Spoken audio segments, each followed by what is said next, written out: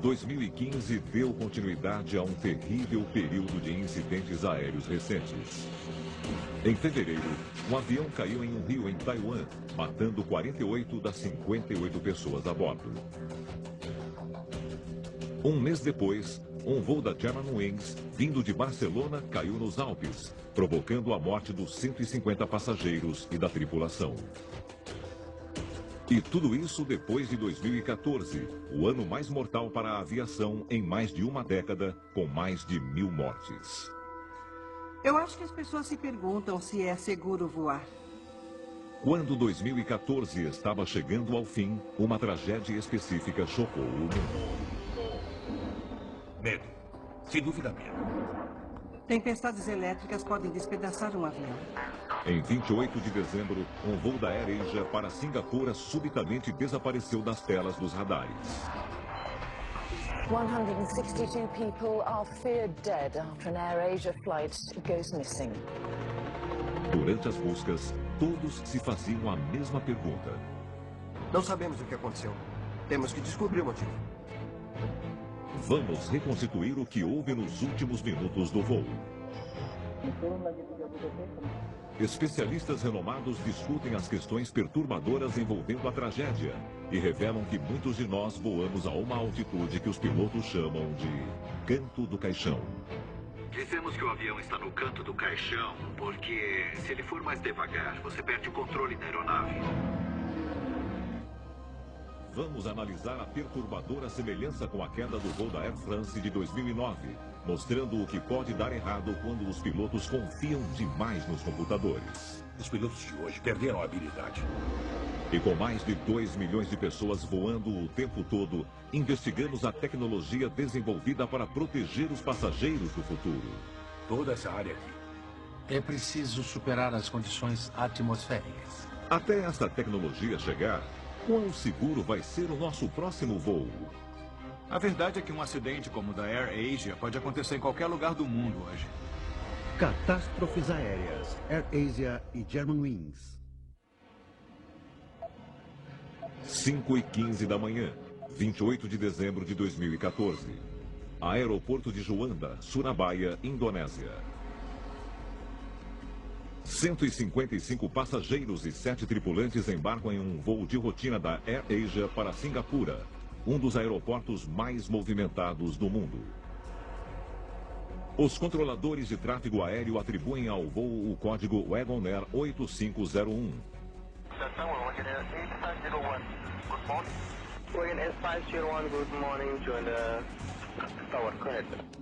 No comando está o capitão Irianto, um ex-piloto de caça de 53 anos, com mais de 20.000 horas de voo de experiência.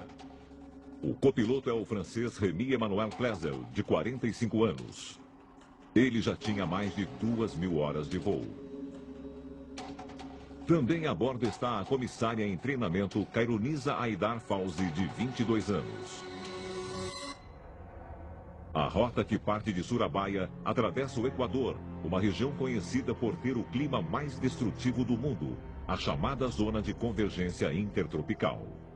É o lugar mais quente do planeta, com as temperaturas de superfície do mar na zona de convergência intertropical. Isso significa que uma grande quantidade de umidade sobe do oceano para a atmosfera. O vapor de água é o combustível das tempestades tropicais e é de onde vem a sua energia. Apesar de aqui o ar quente criar as tempestades, quando ele chega a altitudes elevadas, as temperaturas dentro das nuvens caem drasticamente para até 80 graus Celsius negativos. Se fosse em terra, seria quase a temperatura mais fria já registrada. Última chamada para o AirAsia 8501. Centros operacionais da região monitoram as alterações dos padrões atmosféricos 24 horas por dia, inclusive no aeroporto. Itu tidak ada kondisi yang mengkhawatirkan. Ramalan cuaca atau prediksi cuaca pada hari itu di Surabaya tidak ada masalah. Tetapi di Singapura yang kami terima tafornya memang ada kondisi hujan ringan. Hoje, a previsão é de chuva fraca, mas nada fora do comum para os pilotos dessa região.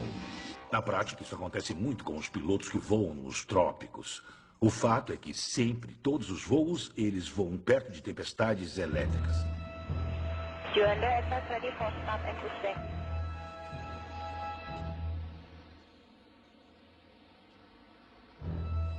O avião é um Airbus A320, um dos mais avançados tecnologicamente no mundo e o modelo comercial mais vendido.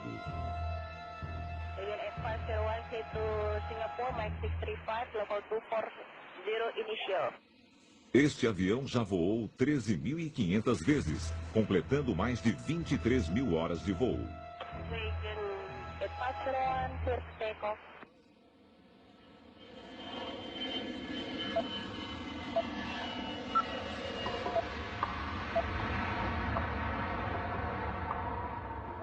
Os passageiros e a tripulação se acomodam. 25 minutos depois da decolagem, o avião está voando a uma altitude de cerca de 9.700 metros e está operando no piloto automático. Quase o tempo todo, o avião fica no piloto automático. Era um voo normal, não tinha nada de anormal nas situações ou na previsão do tempo. A bordo do Airbus 320, o piloto automático que opera os sistemas de voo do avião é composto por 7 computadores, todos controlados pelos pilotos. Os aviões são como jogos de computador hoje em dia. Tem muitos pilotos que acionam o piloto automático assim que chegam na altitude e não tocam nele até pousar. E eles podem fazer isso, é tudo muito fácil. Enquanto o piloto automático conduz o avião, os pilotos monitoram o tempo. O problema é que os dados do radar são muito limitados. O radar atmosférico monitora horizontalmente o tempo. Então, ele registra o que está à frente da aeronave. Com o tempo que fazia aquele dia, eu acho que os pilotos veriam aglomerados de nuvens muito densos e dispersos. Mas você também ouve o rádio e os pilotos à sua frente voando no mesmo espaço aéreo, na mesma rota que você. Avisam sobre as mudanças no tempo e então é bom escutar essas aeronaves. Quando o avião se aproxima do Equador, nuvens de tempestade se formam sobre o Mar de Java.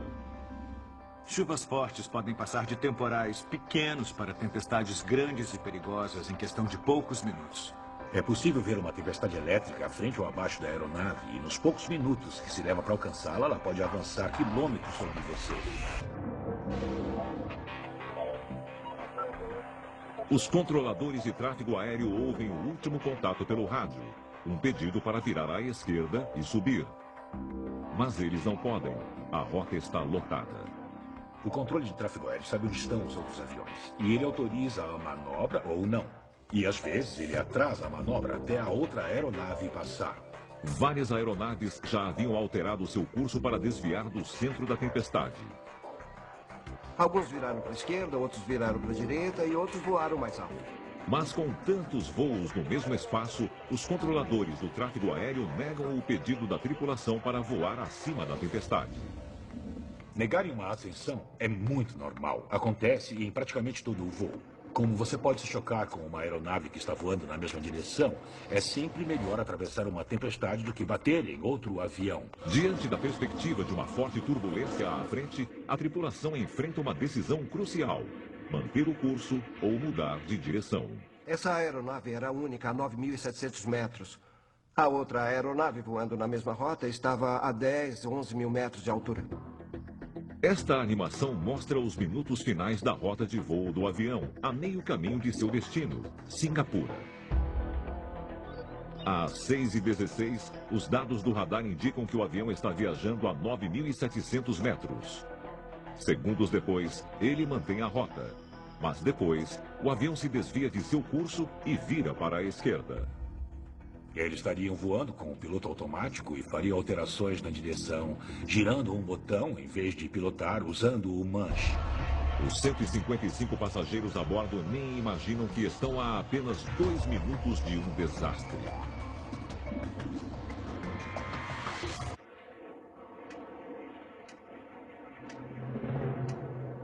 Os aviões modernos são projetados para suportar a turbulência gerada pelo mau tempo. Mas uma tempestade elétrica é algo que nenhum piloto quer atravessar. Medo. Sem dúvida, medo. Nenhum piloto que atravessa uma tempestade não sente medo. Mas supera isso porque tem que fazer o trabalho. Eles sabem que pode haver uma tempestade elétrica, mas não sabem se ela vai ser grande e nem exatamente onde ela vai estar. Então ninguém sabe até entrar em uma. E depois de entrar, às vezes é tarde demais. Uma tempestade elétrica é um grande perigo para a tripulação de uma aeronave. Nos últimos 50 anos, o mau tempo foi responsável por mais da metade dos acidentes fatais em voos comerciais. Não é muito diferente de uma grande bomba, uma bomba nuclear, porque tem muita energia sendo liberada numa tempestade como essa. Elas são caóticas, são perigosas, são turbulentas.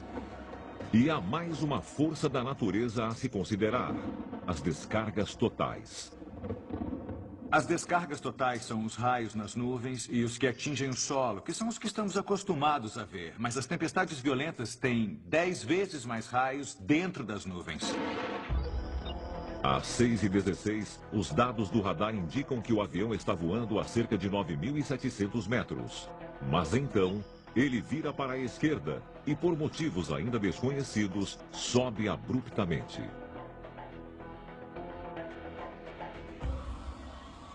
Devia estar escuro com muitos raios. A chuva devia fazer muito barulho no avião. Daria para ouvir. A aeronave pode tremer, os instrumentos podem ficar embaçados porque a sua cabeça treme. Os olhos tremem nas órbitas. A responsabilidade é imensa. A vida de muita gente está nas suas mãos. Mas você não pensa nisso quando está voando.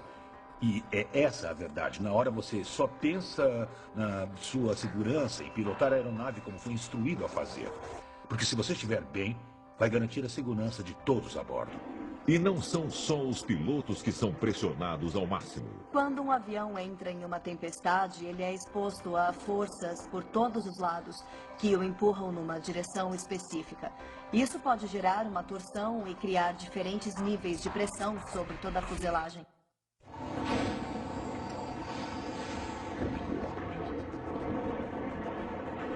O avião sobe a 11.000 metros e durante a ascensão, a velocidade cai para pouco mais de 650 km por hora. Apenas 20 segundos depois, o avião está a 11.500 metros. Nesse momento, ele desacelera ainda mais. Às 6h18 da manhã, o avião desaparece do radar.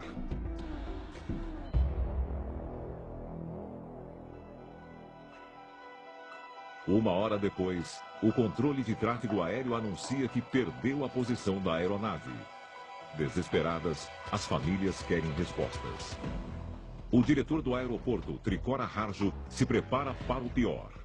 Demikian juga segala sesuatunya yang berkaitan dengan krisis center, dari mulai sarana komunikasi, kemudian papan pengumuman atau papan informasi kami siapkan, dan juga kami menyiapkan informasi-informasi yang tentunya nantinya akan dibutuhkan apabila memang terjadi benar adanya atau lost contact. Então, chega a notícia. 162 people are feared dead after an AirAsia flight goes missing. Em 3 horas, começa uma grande operação internacional de busca chefiada pelo exército indonésio. Também participam equipes da Austrália, Estados Unidos, Rússia, Singapura e China. Com 30 navios, 3 deles de guerra e mais 20 aeronaves com câmeras, radares e sonares, a operação cobriu uma área de 156.000 km² no Mar de Java. Esse desaparecimento imediatamente lembra um mistério famoso e ainda não solucionado na mesma região 9 meses antes. Em 7 de março de 2014, o voo MH370 da Malaysia Airlines viajava de Kuala Lumpur para Beijing, com 239 pessoas a bordo. Uma hora depois da decolagem, ele desapareceu das telas dos radares. A operação de busca foi a maior do gênero, mas não conseguiu encontrar o avião desaparecido. Ainda não se sabe o que aconteceu. Durante 3 dias, o mundo se perguntou se esse seria outro mistério sem solução. Teria sido terrorismo ou um piloto inábil? Mas em seguida, os destroços foram encontrados. Todas as evidências indicavam que o avião caiu no mar. Todos a bordo haviam morrido. Um dos primeiros corpos a serem encontrados foi o da comissária em treinamento Khairunisa Haidar Fauzi. Seu funeral se tornou o foco do luto nacional. Ao contrário do MH370, não há um avião desaparecido. O mistério é: como isso aconteceu? 10 dias depois que os primeiros destroços foram encontrados, há uma nova descoberta. The black box data recorder from the AirAsia plane, which came down off Indonesia, has arrived in Jakarta for examination. Enquanto a operação de busca continua, especialistas em todo o mundo começam a se perguntar como um dos aviões mais sofisticados que existem caiu tão subitamente. Não sabemos o que aconteceu. Temos que saber o que provocou aquilo. A primeira coisa, a coisa mais importante para as famílias é saber o que aconteceu. Elas querem saber a verdade. E, é claro, elas merecem saber a verdade. A prioridade para as famílias é garantir que um desastre como esse não se repita. A investigação oficial está em andamento. Com base nas informações divulgadas e análises de especialistas, agora é possível explorar os principais fatores que podem ter influenciado os momentos finais do avião, o que pode mudar a sua opinião sobre voar. Nós concluímos que há 3 fatores que podem ter causado o acidente. Primeiro, os instrumentos, talvez o próprio avião, erro humano e, por último, a condição atmosférica. A primeira pergunta é: o que fez o avião subir tão rápido? Depois de voar a cerca de 9.700 metros, o avião vira para a esquerda e sobe abruptamente. Apenas 40 segundos depois, o avião está a 11.000 metros. 11.500. É uma ascensão de quase 1.800 metros em menos de 1 minuto, 3 vezes mais rápido que o normal e fora dos parâmetros do piloto automático. Então, o avião estava fora de controle ou foi uma ação direta do piloto? 1.800 metros por minuto é uma ascensão muito brusca a uma altitude como essa, quando o desempenho não é tão bom. Talvez tenham erguido o nariz e trocado a velocidade pela altitude. Isso pode ter acontecido para a aeronave ter subido tão rápido assim. Mas pode haver outro motivo. Eles podem ter entrado em uma corrente ascendente e sido sugados por uma bolha de ar, basicamente. É muito turbulento, muito caótico e muito perigoso. E tudo que sobe tem que descer. Então você tem uma ascendente forte e depois uma descendente forte. E é uma situação terrível para um avião ou um piloto. É realmente muito perigoso. O tempo foi um fator crítico nessa cadeia de eventos. E muitos especialistas chegaram a outra conclusão sobre o que aconteceu depois. A aeronave pode ter entrado em stall. A maioria das pessoas acha que um stall é como quando você dirige um carro e o motor para de funcionar. Não é o que acontece com um avião. Uma aeronave em stall significa que o fluxo de ar foi interrompido nas asas e a aeronave não consegue mais voar. Ela literalmente cai como um peso morto no céu. O motor ainda está funcionando, mas o avião está caindo. Para ver como isso afeta uma aeronave durante um voo, o piloto de testes Guy Gratton analisa o perfil de uma asa em um túnel de vento. No túnel de vento, o fluxo de ar é representado por essas linhas de fumaça. Durante um voo, o fluxo de ar é constante ao redor da asa. Mas quando o ângulo de ataque muda, como ocorre numa ascensão, acontece isso. Você chega num ponto em que o fluxo começa a se separar, começando pela superfície traseira e depois é totalmente interrompido. Isso é o que chamamos de stall. Guy vai testar suas habilidades levando este avião até o limite para provocar um stall. Aerodinamicamente, o stall acontece quando o fluxo é interrompido na superfície da asa e compromete a estabilidade. E isso faz o avião perder o controle total ou parcialmente. Esta leve aeronave é um Groningen AA-5, Mas os princípios da aerodinâmica são os mesmos em qualquer avião, incluindo o da AirAsia. Durante um stall, um bom piloto deve reduzir imediatamente o ângulo de ataque e reduzir a velocidade. Se ele não fizer isso, isso pode causar um aumento da velocidade de descida e o avião ou continua em stall até tocar o solo, ou ele pode entrar em parafuso. Para um piloto despreparado, os efeitos de um stall podem ser catastróficos. Durante uma decolagem no Afeganistão, depois que a carga se deslocou para o fundo, este avião entrou em stall.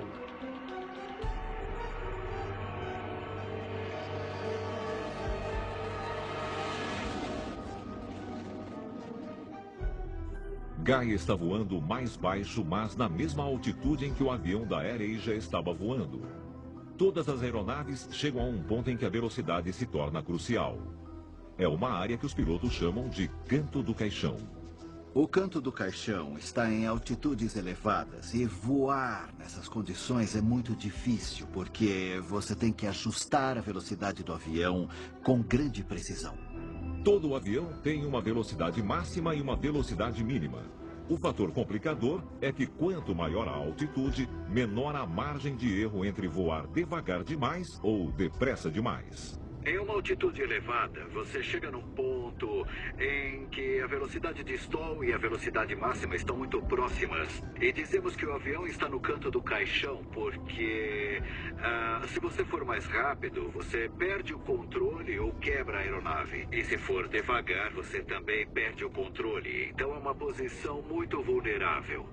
Seja no nível do canto do caixão ou em altitudes baixas, um stall é um grande desafio para um piloto.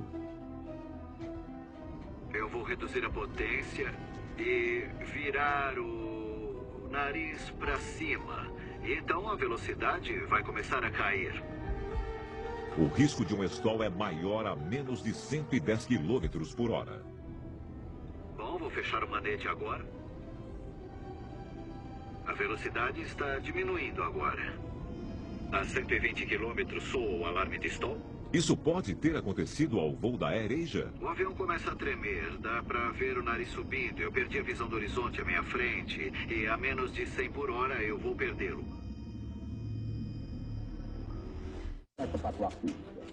Semanas depois de o voo da AirAsia cair no mar, veio à tona um fator crucial. O stall. Bom, vou fechar o manete agora. Guy Gratton está investigando como os pilotos enfrentam um stall. E isso significa perder o controle de seu avião. A 120 km soa o alarme de stall. O avião cai 60 metros. O avião entrou em stall, o nariz virou para baixo e eu estou retomando a posição agora. Para recuperar o controle, Guy mergulha de nariz para ganhar velocidade. E então, ele nivela o avião. Um stall muito drástico. Se acontecer de repente, pode ser muito assustador.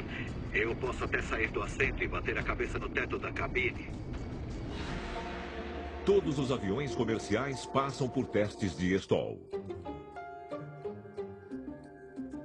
Mas foi isso o que aconteceu ao voo da AirAsia quando subiu tão rápido?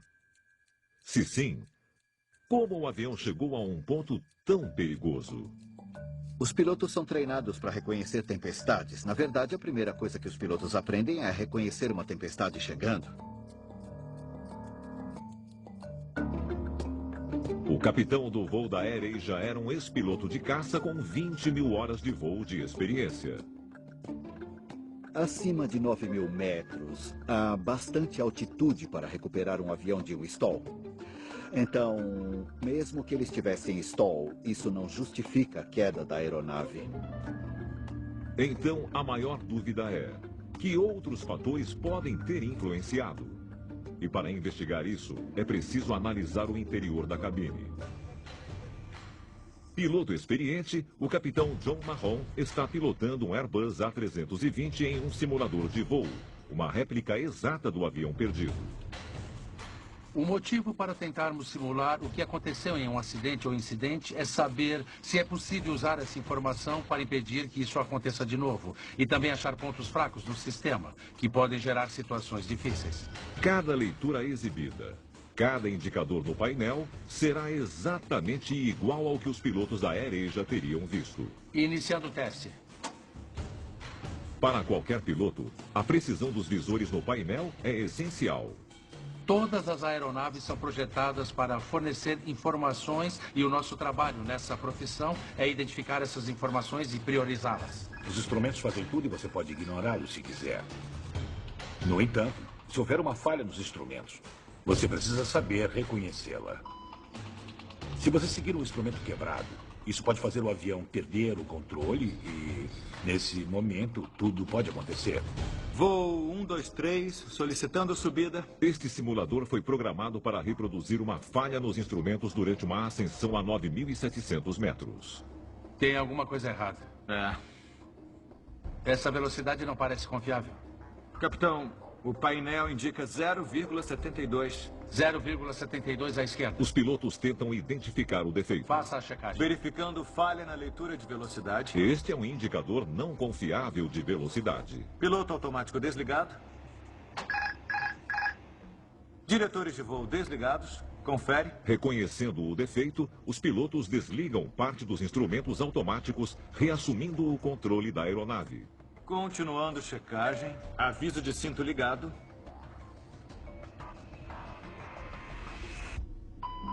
Alerta máximo. Aumento de velocidade. Alerta de falha. Em seguida, eles desligam os computadores ligados aos indicadores e velocidades com defeito. Sensores 1 e 2 desligados. Segundos depois, acontece isso. Um alerta de stall é um sinal de que vai entrar numa condição de perder a sustentação da asa. Para tentar se recuperar de um possível stall, John abaixa o nariz para ganhar velocidade e desce 1.500 metros. Em seguida, ele nivela o avião. Nível das asas estável, velocidade 685 km. Neste caso, John estabiliza o avião com sucesso. Estável a 9.000 metros. No caso do voo da AirAsia, sabemos que o Airbus A320 subiu rapidamente e entrou em stall a 11.500 metros. Também sabemos que instrumentos com defeito contribuíram para outro desastre com o Airbus durante outra tempestade 5 anos antes. Em 1º de junho de 2009, o voo 447 da Air France fazia a rota Rio-Paris com 237 passageiros e tripulantes a bordo. Às 2h10 da manhã, o Airbus 330 desapareceu do radar. Um acidente trágico. Levaria 2 anos para a caixa preta do avião ser encontrada e, finalmente, revelar seus segredos. Colin Keller é uma investigadora de tráfego aéreo que trabalhou nas buscas pelo Air France 447. As semelhanças com a queda do AirAsia são impressionantes. Ele entrou numa tempestade perto da zona de convergência tropical, bem no Equador. O defeito inicial foi causado por um desligamento do computador. Nas laterais do avião, há cilindros de metal que medem a velocidade do ar, chamados tubos de Pitot.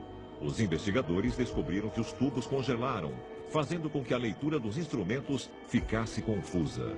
O computador literalmente disse: "Não posso funcionar, estou confuso, vou desligar." Depois que o computador desligou, os pilotos foram obrigados a pilotar manualmente o avião em uma área muito difícil, numa altitude muito elevada. Esta conversa aconteceu entre os pilotos da aeronave registrada pelo gravador de voz da cabine.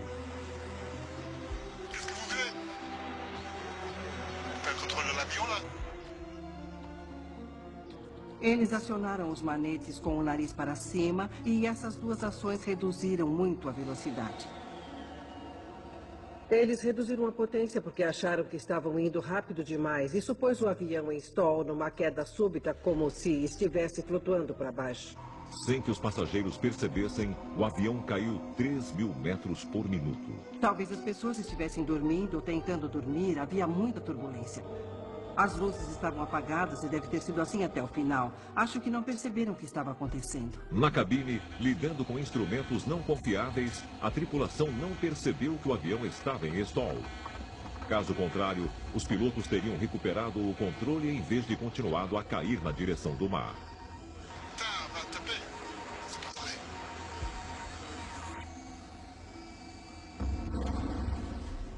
Por que eles fizeram isso? É impossível saber, porque não podemos entrar na mente dos pilotos que morreram lá.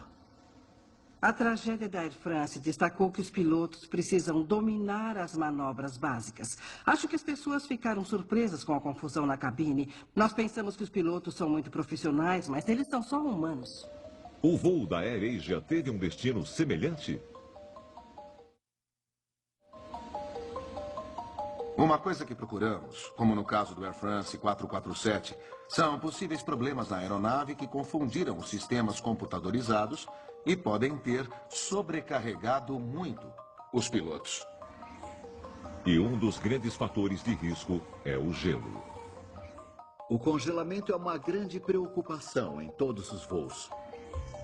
O congelamento pode alterar a aerodinâmica do avião e, como no caso da Air France, também pode afetar sistemas importantes. Esse pode ter sido um problema, o congelamento dos sensores. Dados de satélites atmosféricos do dia da queda do avião revelam temperaturas baixíssimas nas nuvens. No alto da tempestade, estava tão frio quanto o dia mais frio na Antártida, cerca de 80 graus Celsius negativos. Este túnel de vento imita um voo em uma nuvem normal a uma temperatura de 20 graus negativos. Aqui, o tubo de Pitot é testado. Se os aquecedores encarregados de aquecer os tubos falharem, isso é o que acontece. O gelo bloqueia o tubo, o que significa que na cabine, as leituras que os pilotos estão recebendo podem estar incorretas. Mas como a direção da companhia aérea não reconheceu que os indicadores da velocidade do ar falharam, isso ainda é uma especulação. O fato de o avião ter caído não se discute, mas o que aconteceu durante a queda pode esclarecer os momentos finais do voo. Semanas depois do acidente, houve relatos de que o avião explodiu antes de cair no mar. Com base nas informações divulgadas, esta é uma das explicações possíveis. A uma altitude de cerca de 11.500 metros, o avião perde velocidade e, em seguida, cai. Alguns especialistas calculam que, nesse momento, ele cai 6.000 metros por minuto, 2 vezes mais rápido que o avião da Air France. Até chegar a 7.000 metros. Quando todas as comunicações foram interrompidas. Para descobrir se o avião se despedaçou ou não durante a descida, o analista de aviação indonésio Jerry Soejatman revisa os dados relativos à distribuição dos destroços no mar de Java. Eu tenho quase certeza de que o avião caiu sem se despedaçar. O padrão dos destroços não indica que ele se fragmentou antes de bater na água. Então, nós temos que observar os destroços. E tudo isso indica que a aeronave estava com a cauda para baixo quando bateu na água. É evidente pelos destroços que os danos estruturais em pleno voo não foram um fator determinante. Pelo que soubemos pelos investigadores e pelos gravadores de voz a bordo, nós vemos que até o último momento eles fizeram de tudo para tentar salvar a aeronave.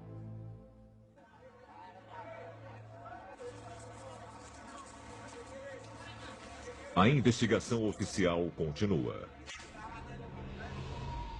Mas em uma coisa todos os especialistas concordam. Mau tempo foi um fator tanto no acidente da Air France como no da AirAsia. Nos últimos 50 anos, o mau tempo contribuiu para mais de metade dos acidentes fatais com aviões comerciais. E para alguns cientistas, os desastres levantam outra questão preocupante. O tempo está ficando mais severo? Não há dúvidas de que a mudança climática e o aquecimento global estão aumentando a quantidade de energia na atmosfera, estão aumentando a quantidade de tempestades e a violência das tempestades. Na Universidade de Reading, o Dr. Paul Williams estuda o futuro da turbulência aérea e como ela é afetada pelo aquecimento global. Elas vão ficar mais fortes, vão ficar mais frequentes, vão ser piores para os passageiros. Mais tempestades geram mais turbulências. Mas existe um tipo de turbulência que não ocorre nos céus tempestuosos que pode afetar a todos nós. Quem já esteve num avião em altitude de cruzeiro, voando no céu sem nuvens, sabe que é bem possível entrar numa turbulência que o piloto não percebeu. Então ela chega literalmente do nada. O fenômeno se chama turbulência de céu claro. Nesse momento, nenhum instrumento eletrônico consegue captá-la, o piloto não pode vê-la, é literalmente invisível.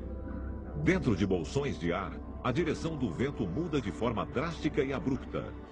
Isso já causou danos estruturais a aviões e provocou ferimentos e mortes. A verdade é que um acidente como o da AirAsia pode acontecer em qualquer lugar do mundo hoje. Ainda não há uma tecnologia disponível para que controladores e pilotos tenham certeza de que vão enfrentar mau tempo. Aqui na Universidade de Tóquio, o professor Suzuki está tentando mudar isso. Eu acredito que as viagens aéreas serão muito mais seguras. No entanto, temos que desenvolver novas tecnologias para superar as condições atmosféricas. A turbulência de céu claro é invisível e é muito difícil para um piloto. Ela pode mudar a aceleração da aeronave e a altitude, e de repente o risco aumenta. Este dispositivo foi projetado para detectá-la. Atrás dessas lentes, há um laser ultravioleta de ondas curtas. É uma tecnologia chamada LiDAR, que detecta a turbulência de céu claro localizando correntes de moléculas de água. Esses aqui são os sistemas do LiDAR, é o protótipo número 1. Isso é uma antena óptica e essa antena é capaz de captar a reflexão de um feixe de laser. Em testes de voo, o sistema LiDAR detecta o alcance das moléculas de água em movimento no ar, a uma distância de até 30 quilômetros. O objetivo é desenvolver um sistema de alerta precoce mais aerodinâmico em poucos anos. Eu acho que o futuro é promissor e que nós vamos ver frotas de aeronaves equipadas com essa tecnologia. Então os encontros com turbulências violentas serão coisa do passado. E há uma outra tecnologia em desenvolvimento que promete revolucionar a aviação e até ajudar a evitar acidentes como o da AirAsia no futuro, ou o rastreamento de aviões em tempo real.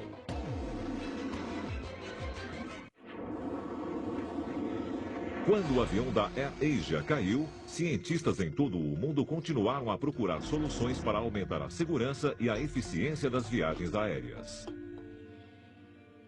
Eu fico impressionado com a complexidade do espaço aéreo. Do piloto ao controlador de tráfego aéreo, muitos sistemas diferentes trocam informações e dados. Mas um dos principais problemas atuais é que ainda existem pontos cegos na vigilância aérea. Foi um choque com as tragédias recentes que aconteceram porque as pessoas começaram a perceber que o planeta todo ainda não tem cobertura e que há grandes extensões nos mares e nas regiões montanhosas que não têm cobertura. Calcula-se que 70% do espaço aéreo mundial esteja fora do alcance dos radares. Atualmente, o que os controladores veem quando uma aeronave atravessa um oceano é um ponto que foi definido pelo relato de um avião 10 minutos atrás. E eles sabem onde ele deve estar 10 minutos depois. Então há uma lacuna de 10 minutos, de praticamente 130 quilômetros. Isso acontece porque não há vigilância ou localização em tempo real nesse intervalo. Aqui, na sede da Aerion, na Virgínia, Estados Unidos, engenheiros estão mudando isso. Esse é um dos avanços mais revolucionários em controle de tráfego aéreo desde o radar. 66 satélites de irídio serão lançados para funcionar a partir de 2018. A rede de satélites vai cobrir todo o planeta, recebendo sinais de cada avião no mundo todo e enviando informações para os controladores em terra. Ele é como um receptor de GPS a bordo de todos os aviões que transmite sua localização precisa em tempo real para as autoridades de controle de tráfego.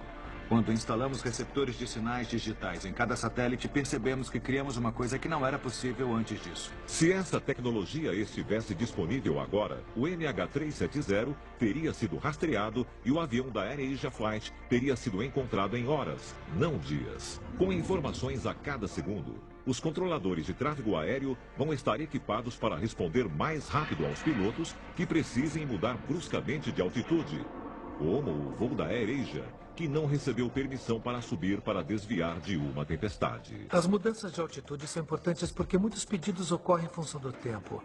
E quando um piloto diz que está num ponto específico e solicita uma mudança de altitude, o controlador vai vê-lo na tela e o piloto vai receber respostas mais precisas do controlador, com base no fato de que os dois compreendem a situação. E há mais uma vantagem em caso de desastre. O sistema de rastreamento vai ajudar as equipes de resgate a reduzir as áreas de busca com mais precisão. O rastreamento pode salvar vidas. No caso da queda de uma aeronave em que há sobreviventes, seja numa evacuação em terra, ou no mar, ou em barcos, é muito importante que sejam resgatados o mais rápido possível. O rastreamento global de aviões vai aumentar a segurança e a eficiência dos voos. Mas uma questão fundamental permanece. Há um fator imprevisível que causa 80% de todos os acidentes aéreos: o erro humano. Eu acho que as pessoas se perguntam se é seguro voar. As pessoas têm medo de que os aviões caiam, porque esses acidentes são horríveis de se ver, muita gente morre de uma vez só, e elas pensam nisso. Mas a verdade é que a aviação é muito mais segura que a maioria dos meios de transporte. Apesar de a segurança ser uma rotina nos voos, o acidente fatal da Air France mostra que o excesso de tecnologia na cabine pode causar confusão. Cada avião é altamente automatizado e os pilotos às vezes não sabem como lidar com as complexidades de todos esses sistemas. E eles não são treinados para assumir em uma situação de emergência ou dificuldade a pilotagem manual da aeronave. Os pilotos estão confiando demais nos computadores? Os pilotos de hoje perderam a habilidade. Eles não pilotam manualmente os aviões como faziam no passado. E quando precisam fazer isso, eles não têm tanta perícia. E isso é muito óbvio, porque a prática leva à perfeição. Mas, em geral, tudo é muito melhor com a automação. As respostas parecem simples.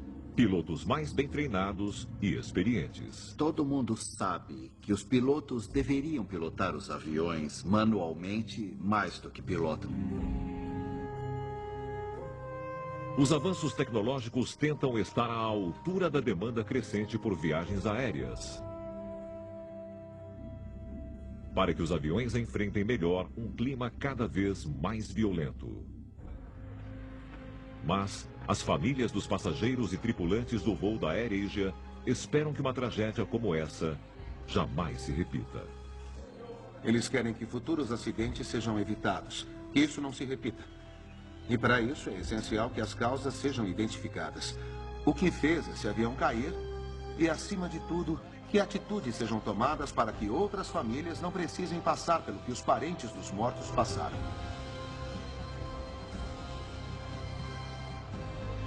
Todos fazem o que podem para evitar acidentes e incidentes. Mas algumas vezes eles acontecem.